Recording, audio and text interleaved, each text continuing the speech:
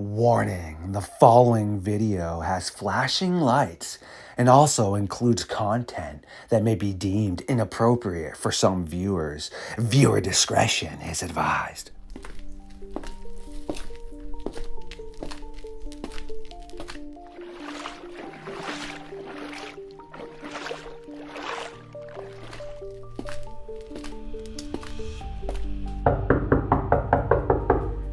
Dr. Dennis Carroll, you again are tuning in to another episode of LordeStarfox Radio here on Midnight Lycanthropy. We really do have some interesting topics to attend to. Yeah, I am so hungry. Please allow me to attend to something.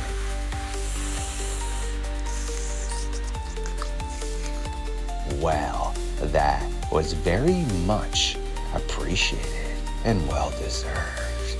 Now that I am fully recharged, revamped, and ready to rumble, let's take another walk into the madness known as the Dogman.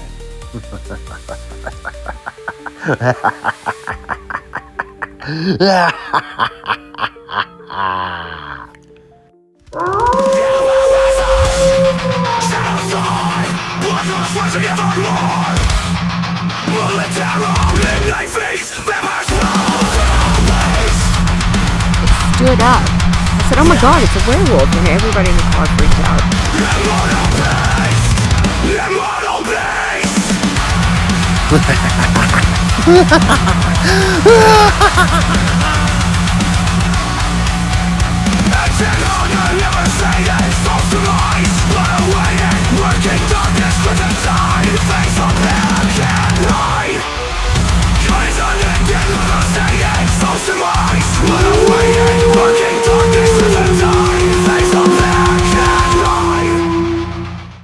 My creatures of the night, yes, once again, you are tuning in to Midnight Lycanthropy, and Dennis Carroll, a member of the Midnight Society science team, has found his way into the Fox Den and has set up the late night fire so that we can burn the timber into the early hours of the morning and figure out what is occurring with the Dogman, werewolf, and missing person phenomenon. Dr. Carroll, how the heck you been, man? I've been doing some very deep research in several subjects that are very interesting. Also been doing some really great podcasts with my good friend Jessica, the Cryptid Huntress, and my other good friend Chantel Mayweather. And we got some other hopefully interesting podcasts coming down the line that I'll be doing myself, my own show. So that keeps me very busy. I can imagine, my friend. Yes, you are always busy. And to the audience, if you do want to hear what Dr. Carroll is up to, his links will be up in the description of the video as always. Easy little click and go over and subscribe and check what he's churning out. Ironically, the other day when I woke up out of my coffin, I had saw that Jessica Jones was on. I went over to help her out because I'm one of the mods in her chat. I happened to see you as well. I was like, yo, heck yeah. Excellent stuff. And to the audience, make sure to go over and check Jessica's thread out as well. I know some people like to see their host talk with a face to them. Well, you can see Dennis and Jessica go live. I do go live occasionally, but I like to show charts and things I work on over here. But definitely make sure to go over and give them both a thumbs up. Have you been looking into any strange Dogman or werewolf activity lately? Well, actually, I've been doing my research has been going online with the wolf god. That's just a very interesting aspect of the wolf. The wolf has been with us from the beginning of our history. And the wolf plays a large part in that history and culture and folklore that we have. And also, I was looking at a lot of the Norse gods and the Norse look on a lot of these different things, like Fenrir and Odin. in the apocalypse of the Norse mythology. He is truly a wolf god, if you want to look at it that way. And so there have been many different wolf gods supposedly down through the ages in different cultures, but they all seem to have a very distinct hold on nature itself, and the aspects of elemental nature, where they become part of the land, part of the power of the earth itself. That respect, it's fascinating stuff. Yeah, that is definitely super fascinating stuff for sure. So I understand, like you said, about being busy and always trying to figure out something. So that's pretty much what I've been up to. Sounds like you've been just as busy, but if not busier. And you had a really interesting topic that you wanted to dive into for sure, eh? Yeah, it's very fascinating subject that we need to look at definitely. What if there is, and we've talked about this before, the superior intelligent kind of wolves that do exist on the outskirts of mankind? What if they have a leader who is really super intelligent? Well, in place for the wolf god. So it's interesting to think about that. And this wolf god would definitely be very much like a force of nature. It would be hard to fight against this thing, definitely, in that respect. Wow. Yeah, that sounds super creepy for sure. Whole paranormal aspect is definitely something that is intriguing because, as you mentioned, if something is paranormal based, then you can't really use weapons that you could potentially use on something that wasn't paranormal. It's very interesting for sure. Yes, and when you think about things like that, the many stories that we hear about werewolves, vampires, etc., they go above the normal into the supernatural. And whenever you encounter the supernatural on whatever level you do that, you will have some very strange things happen. You will have a very strange, shall we say, interesting line of research in front of you, definitely. And when you encounter things like this, even these so-called like super wolves or even the wolf god itself, something that is very inherently supernatural is going to interact in your reality, but also it's not going to be part of your reality. I have had my own experience with finding tracks of something that disappear. The tracks disappear. They're gone. They're almost as if it was made for an in-between sort of a reality between our reality and their reality. It's kind of strange to think about, but it's interesting too, because if this in-between area exists between these realities, then that may be where a lot of answers lie. Yeah, that's again really interesting to think about, but also creepy and intriguing. And it all falls into line with, again, like I said, a strange sighting, people going missing. It's just all really bizarre. Every year, anywhere from 1,100 to 2,400 people are vanishing. Okay, 5% are never found again, just gone. Do you feel like the Dogman and werewolves and such are involved in that, or do you think it's just pretty much periodically that they're being involved? True, and when something goes far beyond the normal like that, you have to really take another look at it very closely, because what you're probably looking at is some type of supernatural activity. My good friend Linda Godfrey and I used to talk a lot about the Beast of Prey Road. I think she was more along the lines thinking of it being some type of a werewolf thing, because it went far beyond a lot of reports of what you hear of Dogman. Okay, and I kind of go along with her on that. I kind of agreed with her on that because uh, things of the supernatural, when they attack way far above what things of the normal would do. But let's take, for instance, a normal wolf that would attack, or a normal bear that would attack. does it in a certain way. There's slashing motion, biting motion. It's natural looking. I mean, you can tell when you see something like that on big cattle or a deer, you can tell what probably took it down.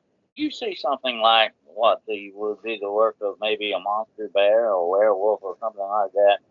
It goes far and above beyond just slashing and biting things. I mean, it just completely obliterates sometimes these things. And that includes human beings. Yeah, super nightmare fuel again. Just trying to think about the whole concept of what's happening, with these people, why they're vanishing, why people are claiming to see these strange animals and such. There has to be a percentage that is correct. I mean, there also has to be a percentage that isn't correct.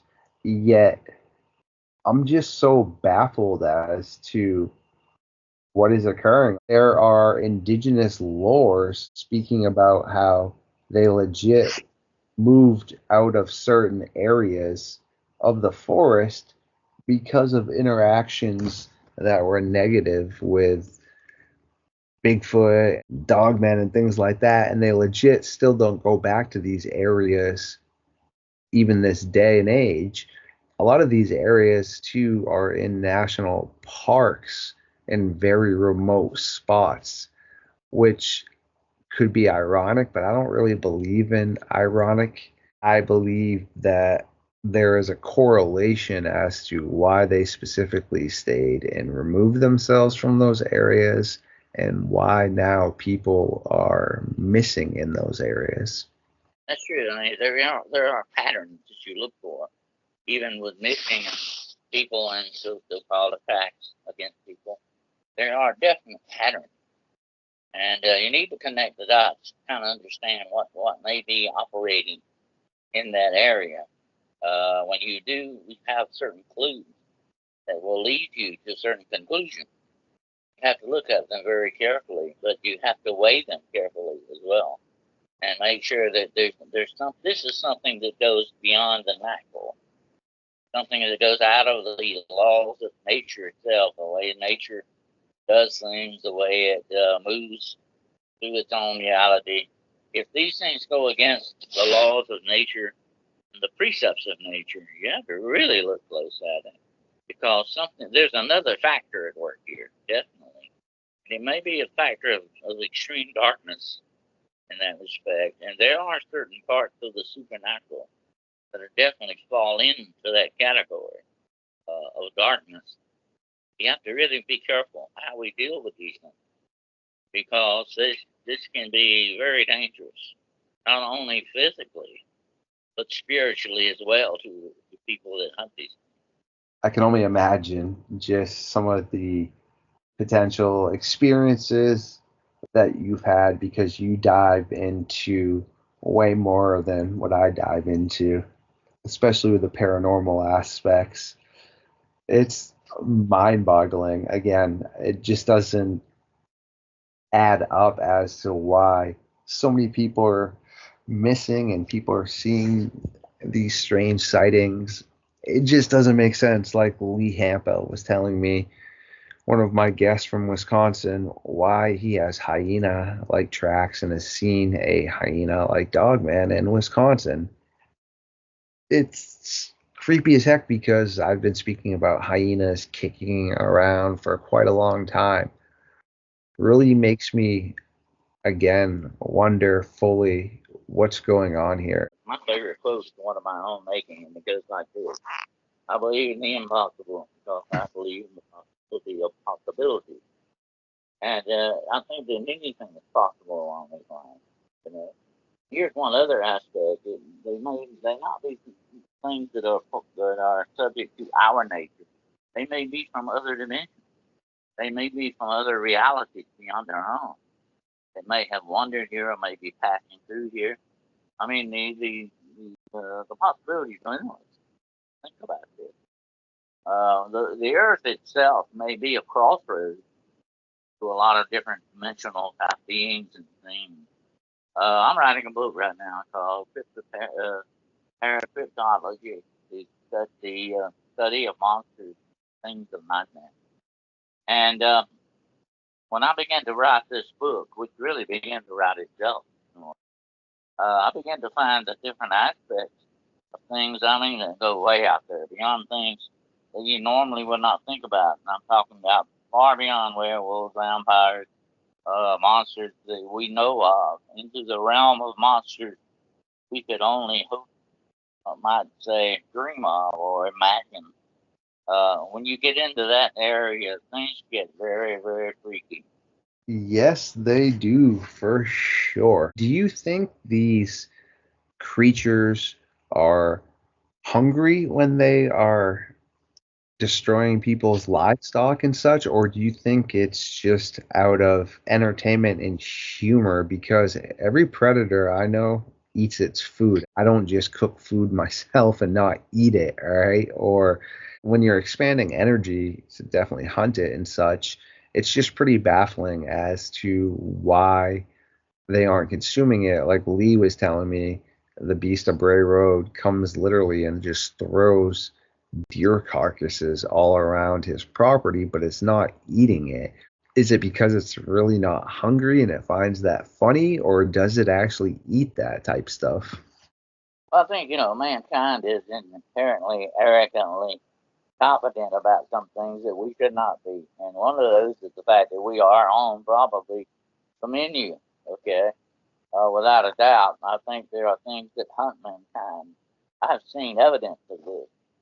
They are actively hunting mankind. These things are hunting us not just for food, but in some weird way, kind of for sport in a way as well, and sort of also out of rage, like they hate everything, or they are darkness that is all consuming in this life. That includes consuming life and flesh and blood as well. Wow. That makes me wonder about this aspect too. A lot of times, as I read reports and look at some of the areas, there has been a ton of animals that have been disposed of. All right. And if people are ghosts, then animals would be ghosts too, because can't have one side and not the other. Animals have souls as well. Again, if a person becomes trapped in a realm or can become a negative paranormal entity, why could an animal not be? What if these strange cryptids are manifestations of all the souls of these animals that were caught by trappers and just legit tortured for meaningless aspects? Now they've come back in these deformed type beings. Just interesting. Yes, that goes along with a lot of these so-called monster bears that are not hibernating, especially in their caves and all that, but going out hunting during the winter when they would not normally do that. They're not just man-eaters, tagged as man-eaters because they tested flesh and blood, but they are also tagged as something abnormal of nature itself. They act against the precepts of nature. The very way they're put together, that nature's put them together with their different instincts. Their instinctive actions, they go against those. You're looking at something extraordinary because they are stepping outside the boundaries of true nature that we know into an unknown realm. When we encounter something like that, you got to change all the rules, and the rules may actually all be invalid to a certain extent because what you're dealing with does not follow the patterns of the normal natural thing. Dang. Makes sense right there. And do you think when someone uses that term, like I had mentioned to you, the man-eating bears, there's a lot of lore about that, where these gigantic bears that have become accustomed to consuming humans have no need to go into hibernation, because most bears would go into hibernation as a way to save energy in times of the season when there isn't enough food. Yet That is interesting. Is that just an anomaly? Meaning, did it just happen by chance? This bear decided one winter not to hibernate? Or was that a learned behavior? Or does that become, again, maybe something that's not fully even a bear? Could it be the spirits of all these other bears? I think it's something inside of them that is driving them to go against their nature or their natural order of instinctive action. There's something else at play here. These animals, well, here's what I've said a lot about animals. We have to understand animals are amoral. In other words, they have no true morals. They don't know what right and wrong are to a certain extent. They may have a little feeling on it, but they are not moralistic like you and I might be. And they don't understand certain concepts like humans do. But there may be some dark forces that, shall we say, enter or perhaps inhabit these types of animals for some whatever reason they may do so. Usually to cause havoc and destroy things, people and lives, and take lives or whatever the situation. It's not about food. It's almost as if it is a demonic rage that is driving these animals. There were two very famous animals like that, the two lions that you hear about in the movie The Ghost and the Darkness. That were their names. One of them was called the Ghost, and the other was called the Darkness. These lions killed a lot of people, and they almost had a maniacal, genius way of doing things, far beyond what the normal instinct and intelligence of animals is. So you have to wonder, where the heck is that coming from? It usually looks to me like from some outside force. Animals don't usually act this way. Another thought is, sometimes that when you encounter certain animals like this, what are you truly encountering?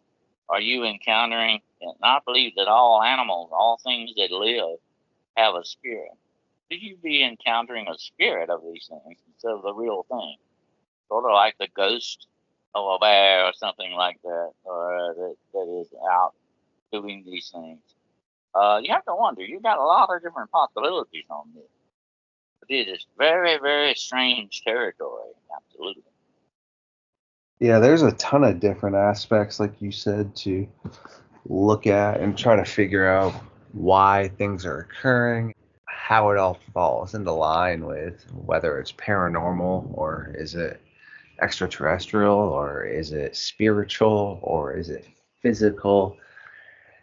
So creepy because there's cases where people say that they legit see it eating something and consuming it and enjoying what it's eating.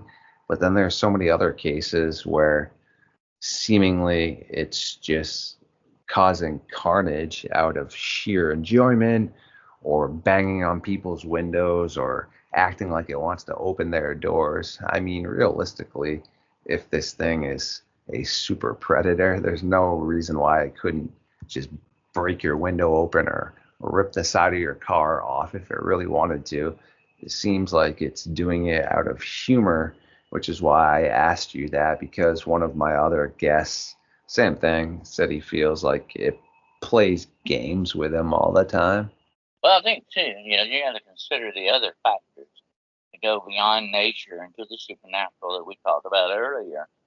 You take the Indians of Illinois in that area; they actually worship the bear god. I think it was called Achamanita, and this bear god had to have certain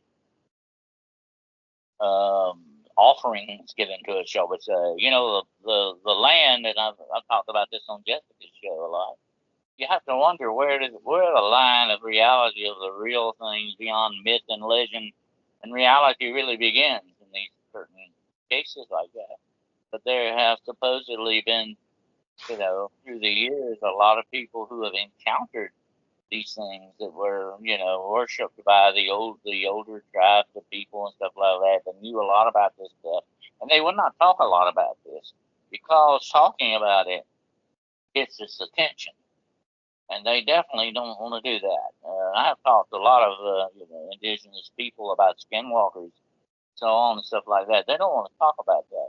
Because to talk about it, to acknowledge it, gives it power. Very much like the Wendigo is looked upon as having power, or the Rougarou has a spiritual power over people. Talk about it. The more you talk about it, the more power you give it, the stronger it seems to become. The more it feeds off of the darkness of the human soul, the more dangerous it becomes. Okay. Again, so creepy. Do you think these entities are feeding off of the fear aspect, potentially becoming stronger with that? You know how, again, nothing real as far as I know to Freddy Krueger per se, and Freddy versus Jason. Freddy didn't have the power really to become physical, yet he employed more or less Jason Voorhees to cause the terror, and then everyone thought it was Freddy, and Freddy got power. Do you think these things get more powerful when people are being unalived and are scared? Or do you just think it really boils down to the fact that they find it humorous? No different than you and I when we play practical jokes. When I'm messing with somebody, I find it funny. They might not find it funny. If something is nefarious, it's not going to have a quality sense of humor. But also, you got to remember, too, this thing is not feeding off of just flesh and blood, although, like I said earlier, it does require a blood sacrifice.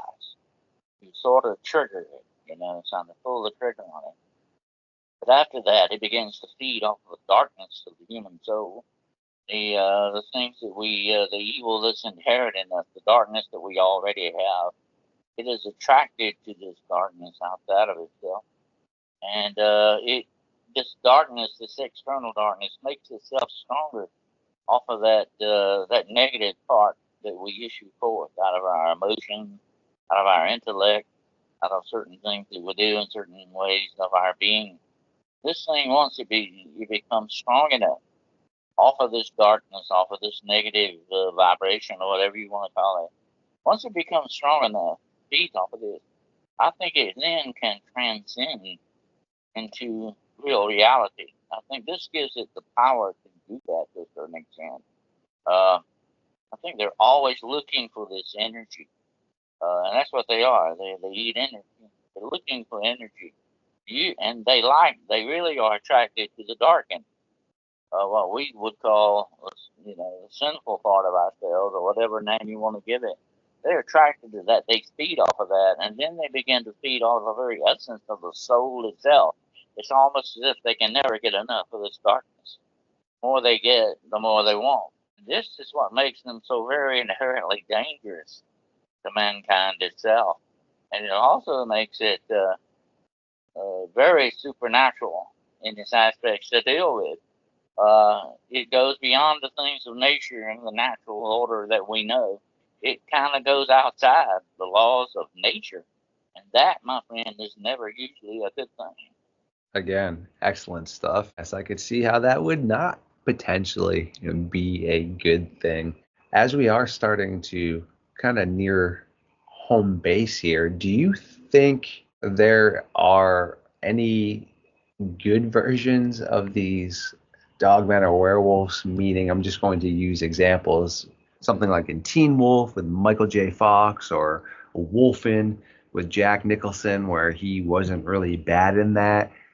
Or do you think that anyone that participates in this is going to be nefarious? The reason I ask is I've heard a encounter where basically these indigenous tribes were using these skinwalkers as protection, but it wasn't done in nefarious ways. And also, when I look back into druid lore, same thing. The druids seem to shapeshift back and forth into animal forms all the time, but they didn't seem to have to do anything nefarious, meaning they weren't doing any sort of crazy rituals like some of the other potential versions to become these entities. Was there two ways to do this, do you think, or is one and the same? Well, you're sort of you're asking a question here whether you can use the bad things to do good with. That's always been a conundrum down through history. Do we take something bad and try to do something good with it? Usually that doesn't turn out very well. And that's an understatement on my part. Whenever you use something inherently dark and try to do something light with it, you don't get the true light aspects of light from that.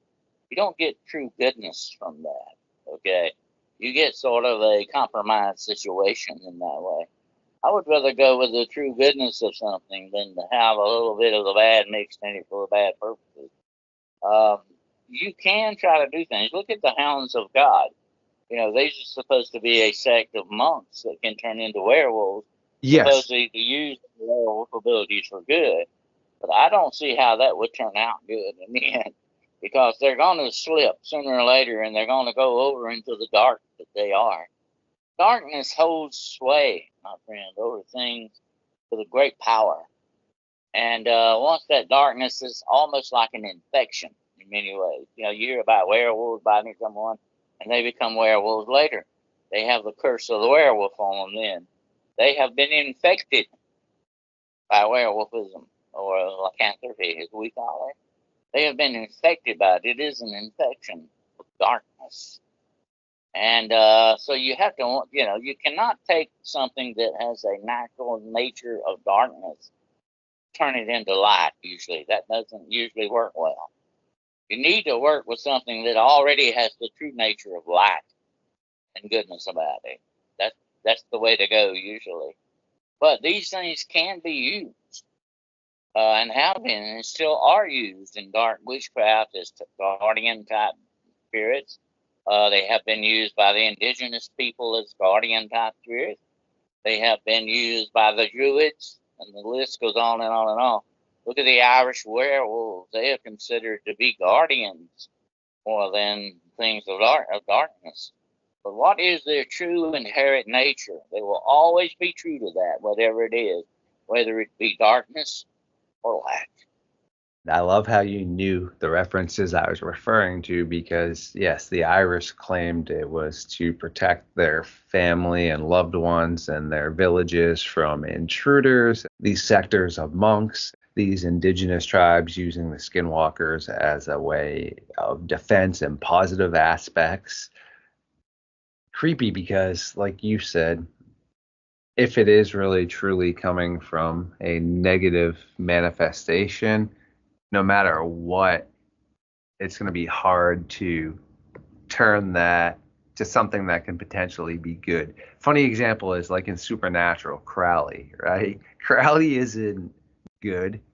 He's bad, but he isn't fully as bad as some of the other bad, because then he helps out the good sometimes, but at what cost? And how do you control it? How would you really truly control something to go against its real nature? That's the sticking point. You'd have to be very, very careful how you do that. We've talked about a lot of these secret super soldier and all that thing. I recently heard from a guy who supposedly walked to a underground military base in a containment area that was full of nothing but werewolves. You have to wonder, when you play around with things like that, and you may be trying to do good, but the end result may not be that, because you're going against the nature of these creatures, and you'd have to have absolute control over them to get them to do what you want to. And I think that would be a very big order to fill, a very big shoe to fill, because true control over something like that, especially something with intense darkness and negativity like that, never is a good thing. It never works out. I mean, look at the story of Frankenstein, and look at the story of Dr. Jekyll and Mr. Hyde. The lessons are there. They keep going on and on. The Island of Dr. Moreau and all those other things that tell us inherently things that are dark and come from that point of evil, or what shall we say, negativity, are very uncontrollable forces. You have to have absolute control over something like that, because you're trying to change the very nature of something. It's like you are a creature of habit. You put your shoes on a certain way every day. You do certain things a certain way every day, whatever they may be. You are a creature of habit, and we all find comfort in habit, by the way. Think about that. That's a very interesting part of our nature as well. So do things of darkness. So do they, exhibit the same qualities. We have to understand that absolute control over something like that would be incredibly hard to accomplish. Yes, again, excellent stuff. And that only makes logical sense. It meaningly is representing that phrase, hell was paved with good intentions. There's actually a metal band that has a song called that, which, I mean, it's pretty well stated. Just because something has good intentions doesn't mean it ends up like that. I'm sure there are plenty of horrible people out there that in the beginning had good intentions about something. If you are summoning a creature of the night for quote unquote good intentions, I don't really see, as you said, how it's going to end as good intentions. And that's like the character of Constantine, which I really, feel an empathy with. There's one thing that's a sticking point about Constantine that I do not like. He is trying to accomplish good by using evil things, and usually that's very redundant. Usually, most of the time, and like you said, it's not very logical on that respect to do that, because what you're doing is going against the absolute nature of these things. And usually that never comes out as a good thing. So funny you had mentioned that as well, because I like Spawn, and I had mentioned that to you and showed that to you, but same thing. I mean, he's a hell spawn, correct? So even though he went to hell, every time he fights back and does something good, it takes a piece of that humanity away more and more, like you said, because a hell spawn isn't technically supposed to be good. It's also another funny reference to, correct me if I'm wrong, but John Wick, I feel like, doesn't really use the most appropriate mannerisms either, does Absolutely. You have to be careful where the line of light and darkness meet. And when you walk along that borderland between both of those things, you have to be very careful how you approach these things and how you look at these things, how you get them to work for you, whatever that situation may be. But it's very much like Hellboy. Hellboy was not supposed to be on our side. He was the good guy, but they could never, ever truly 100% trust him. Yeah. Because he can turn any day. And isn't that very much like a wild animal? No matter how much you may love a lion or a bear or a wolf, and he shows his affection to you, there will always be that percentage of mistrust there. There is born in everything on this planet, my friend, put there by the Creator, a fear for man. In every animal that walks the world, every wolf, everything else. That fear, I think, would also belong to Sasquatch and to Dogman and to other cryptids that go out there, because aren't they also a strange part of nature? But that is the very nature of these things. They have that inherent fear of mankind. And in my book, they have a very good reason for it. Yeah, it's unfortunate because there are some really amazing people out there that do some really awesome things, but then you have some really other not so quality amazing people that just do terrible aspects. It's definitely super unfortunate because humans are the only animals that think we're smarter and better than other animals, but we are an animal ourselves, and it just doesn't make any sense. But you hit it on the head. Here's an example. In theory, it's awesome to be feeding an elephant, a wild elephant. I mean, I'm guilty of feeding wild squirrels around my area and crows and things, but an elephant's a little bit different, right? But in Taiwan, there aren't that many elephants left anyhow, which is unfortunate. These elephants will just wait on the side of the road for people to feed them now, instead of doing like what it is they're supposed to be doing, because people have now altered how they act, but like you just said, at the same time, even though they're sitting there waiting for food, at the same time, it's now dangerous because they're unpredictable too, as well, meaning they've knocked people off their bikes. They've been ticked off that maybe you didn't give them what it is that they wanted. Creepy for sure. Yeah, definitely. I think also is the way of mankind's aspect to how we treat these animals to show us exactly what we are, and how we look at things as well. And I think that supposedly that was the first job given to mankind, to take care of the animals. I think we've done a very poor job of that. I think we really, really suck at doing that. Okay, and I think we still do. Because we go against the nature of these animals, the way they're supposed to be. And when you look at it from a human perspective, we're so arrogant to think we're so smart, so much better, smarter than these animals are, that we know what's best for them. And we usually don't. That's an arrogance that unfortunately mankind has inherited down through the centuries and still exists to this day.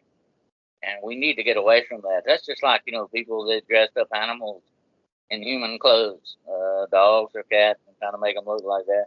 It's kind of cute. Yeah, I've been guilty of that myself. But hey, you're really demeaning that animal too, to a certain extent. The animal doesn't usually enjoy that because you're going outside the things that he does to impose your own perspective on him, and that's never a good thing.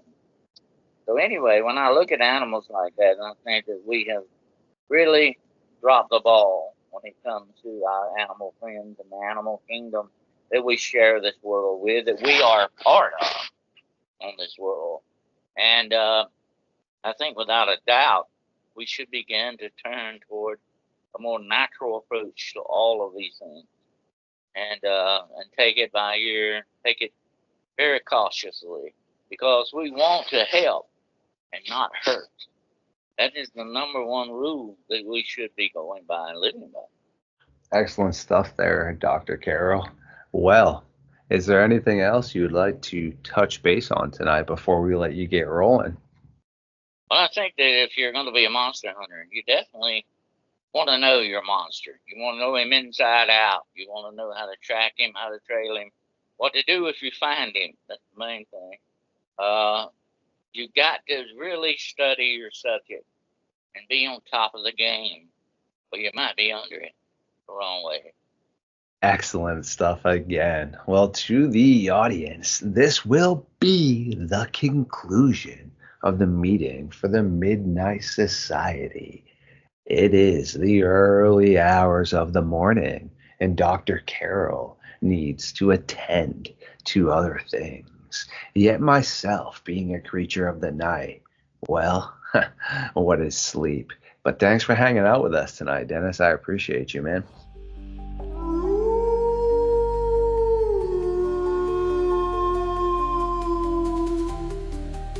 Ooh, my creatures, thank you for tuning in again for this episode. If you do like our content, please comment, subscribe, share it, feed the algorithm, and tune in for what's coming up very soon.